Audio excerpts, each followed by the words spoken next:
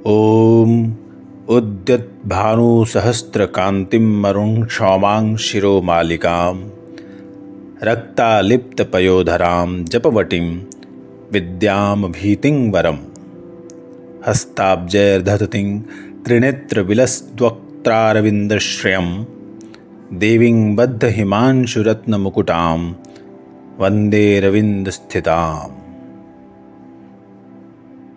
ये देवी सप्तशती का तीसरा अध्याय है, जिसमें सेनापतियों सहित महिषासुर का वध होता है। जगदम्बा के श्री अंगों की कांति उदयकाल के सहस्त्रों सूर्यों के समान है। वे लाल रंग की रेशमी साड़ी पहने हुए हैं। उनके गले में मुंडमाला शोभा पा रही है। दोनों स्तनों पर रक्त चंदन का लेप लगा है। वे अपने कर कमलों में जप मालिका, विद्या और अभय तथा वर नामक मुद्राएं धारण किए हुए हैं। 3 नेत्रों से सुशोभित मुखारविंद की बड़ी शोभा हो रही है। उनके मस्तक पर चंद्रमा के साथ ही रत्नमय मुकुट बंधा है तथा वे कमल के आसन पर विराजमान है।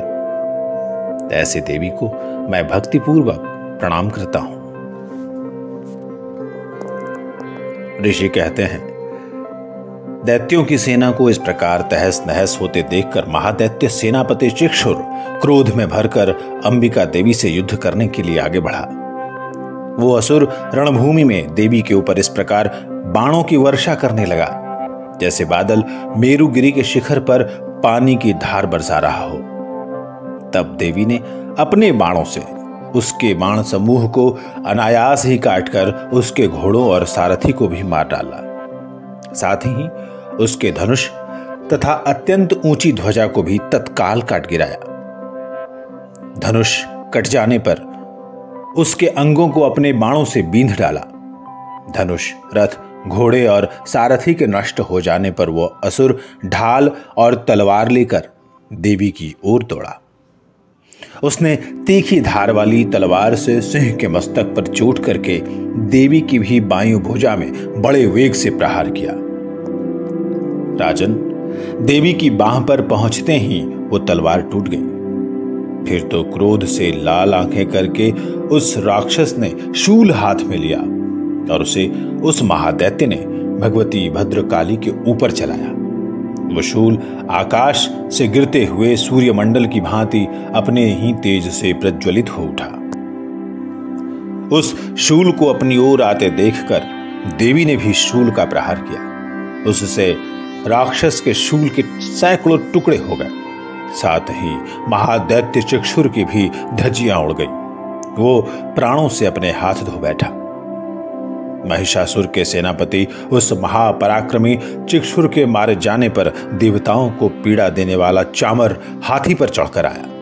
उसने भी देवी के ऊपर शक्ति का प्रहार किया, किंतु जगदम्बा ने उसे अपने हुंकार से ही आहत और निष्प्रभ करके तत्काल पृथ्वी पर गिरा दिया। शक्ति टूटकर गिरी हुई देखकर चामर को बड़ा क्रोध हुआ। अब उसने शूल चलाया, किंतु देवी ने उसे भी अपने बाणों द्वारा काट डाला। इतने में ही देवी का सिंह उछलकर हाथी के मस्तक पर चढ़ बैठा और उस दैत्य के साथ खूब जोर लगाकर बाह्य युद्ध करने लगा। वे दोनों लड़ते लड़ते हाथी से पृथ्वी पर आ गए और अत्यंत क्रोध में भरकर एक दूसरे पर बड़े भयंकर प्रहार करते हुए लड़ने लगे। इसके बाद सिंह बड़े वेग से आकाश की ओर उछला और उधर से गिरते समय उसने पंजों की मार से चामर का सिर धड़ से अलग कर दिया। इसी प्रकार उदग्र भी शिला और वृक्ष आदि की मार खाकर रणभूमि में देवी के हाथ से मारा गया तथा कराल भी दांतों, मुक्कों और थप्पड़ों की चोट से धराशायी हो गया। क्रोध में भरी हुई देवी ने गदा की चोट से उद्धत का कचूमर निकाल डाला। भिंदीपाल से वाशकल को तथा बाणों से ताम्र और अंधक को मौत के घाट उतार दिया। 3 नेत्रों वाली परमेश्वरी ने त्रिशूल से उग्रास्य, उग्रवीर्य तथा महाहनु नामक दैत्यों को मार डाला। तलवार की चोट से विडाल के मस्तक को धड़ से काट गिराया। दुर्धर और दुर्मुख इन दोनों को भी अपने बाणों से यमलोक भेज दिया। इस प्रकार अपनी सेना का संहार होता देखकर महिषासुर ने भैंसे का रूप धारण करके देवी के गणों को त्रास देना आरंभ किया। किन्हीं को थूथन से मारकर, किन्हीं के ऊपर खुरों का प्रहार करके, किन्हीं किन्हीं को पूंछ से चोट पहुंचाकर, कुछ को सींगों से विदीर्ण करके, कुछ गणों को वेग से, किन्हीं को सिंहनाद से, कुछ को चक्कर देकर और कितनों को निश्वास वायु के झोंके से धराशायी कर दिया। इस प्रकार गणों की सेना को गिराकर वो असुर महादेवी के सिंह को मारने के लिए झपटा। इससे जगदम्बा को बड़ा क्रोध हुआ। उधर महापराक्रमी महिषासुर भी क्रोध में भरकर धरती को खुरों से खोदने लगा और अपने सींगों से ऊंचे ऊंचे पर्वतों को उठाकर फेंकने और गरजने लगा। उसके वेग से चक्कर देने के कारण पृथ्वी क्षुब्ध होकर फटने लगी। उसकी पूंछ से टकराकर समुद्र सब ओर से धरती को डुबोने लगा। हिलते हुए सींगों के आघात से विदीर्ण होकर बादलों के टुकड़े टुकड़े हो गए। उसके श्वास की प्रचंड वायु के वेग से उड़े हुए सैकड़ों पर्वत आकाश से गिरने लगे। इस प्रकार क्रोध में भरे हुए उस महादैत्य को अपनी ओर आते देखकर चंडिका ने उसका वध करने के लिए महान क्रोध किया। उन्होंने पाश फेंककर उस महान असुर को बांध लिया।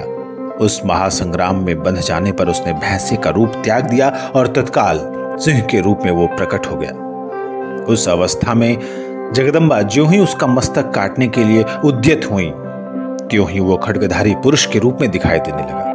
तब देवी ने तुरंत ही बाणों की वर्षा करके ढाल और तलवार के साथ उस पुरुष को भी बींध डाला। इतने में ही वो महान गजराज के रूप में परिणत हो गया तथा अपनी सूंड से देवी के विशाल सिंह को खींचने और गरजने लगा। खींचते समय देवी ने तलवार से उसकी सूंड काट डाली।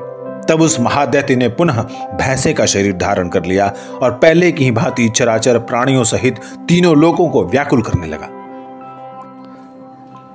तब क्रोध में भरी हुई जगन्माता चंडिका बारंबार उत्तम मधु का पान करने और लाल आंखें करके हंसने लगी। उधर वो बल और पराक्रम के मद से उन्मत्त हुआ राक्षस गरजने लगा और अपने सींगों से चंडी के ऊपर पर्वतों को फेंकने लगा। उस समय देवी अपने बाणों के समूहों से उसके फेंके हुए पर्वतों को चूर्ण करती हुई बोली। बोलते समय उनका मुख मधु के मद से लाल हो रहा था और वाणी लड़खड़ा रही थी। देव्युवाच गर्ज गर्ज क्षणं मूढ़ा मधु यावत् पिबाम्यहं मया त्वयि हतित्रैव गर्जिष्यन्त्याशु देवता। देवी ने कहा, ओ मूढ़, मैं जब तक मधु पीती हूं तब तक तू क्षण भर के लिए खूब गर्ज ले। मेरे हाथ से यही तेरी मृत्यु हो जाने पर अब शीघ्र ही देवता भी गर्जना करेंगे। ऋषि कहते हैं, ऐसा कहकर देवी उछली और उस महादैत्य के ऊपर चढ़ गई। फिर अपने पैर से उसे दबाकर उन्होंने शूल से उसके कंठ में आघात किया। उनके पैर से दबा होने पर भी महिषासुर अपने मुख से अभी आधे शरीर से ही बाहर निकलने पाया था कि देवी ने अपने प्रभाव से उसे रोक दिया। आधा निकला होने पर भी वो महादैत्य देवी से युद्ध करने लगा। तब देवी ने बहुत बड़ी तलवार से उसका मस्तक काट गिराया।